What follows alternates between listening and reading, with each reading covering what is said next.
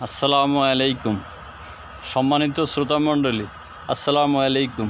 আজকে আমি নামাজ সম্পর্কে আলোকপাত করব। প্রিয় বিশ্বের সকল মুসলমান ভাই বোনেরা, আমরা ইহজগতে কতদিন থাকবো একটু চিন্তা ভাবনা করার দরকার।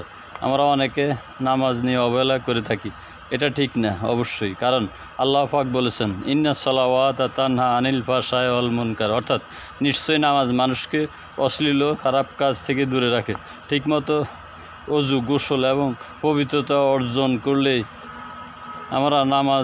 আপনার নামাজ সুন্দর ও সঠিক হবে ইনশাল্লাহ। নামাজ কবুল হওয়ার প্রধান এবং বিশেষ শর্ত হলো পবিত্রতা অর্জন করা। তাই আমরা খুব সতর্কভাবে নামাজ পড়ব। ইমানদারদের নামাজ হলো আল্লাহর সাথে মিরাজ বা সাক্ষাৎ করা। তাই আমরা নামাজ পড়ার সময় দুনিয়ার কোনো চিন্তা নামাজে যেন আসতে না পারে। তখন মনে করতে হবে আল্লাহ পাক আমার সাথে, অথবা আমি আল্লাহকে দেখি, এবং খুশুখুদুর সাথে পড়তে হবে। খুশুখুদু মানে হলো অত্যন্ত শ্রদ্ধা এবং আনন্দ ভয়ের সাথে নামাজ পড়া। সকল মুসলিম ভাই ও বোনেরা, আপনাদের নিকট আমার একমাত্র অনুরোধ থাকবে যে যত সমস্যায় থাকুক না কেন, কোনো অবস্থাতেই নামাজ বাদ দেওয়া যাবে না। ধৈর্য ধরে নামাজ পড়তে হবে। আল্লাহ পাক বলেন, ইন্নাল্লাহ মা'আস সাবিরিন, অর্থাৎ ধৈর্যশীলদের সাথে আসছেন আল্লাহ পাক।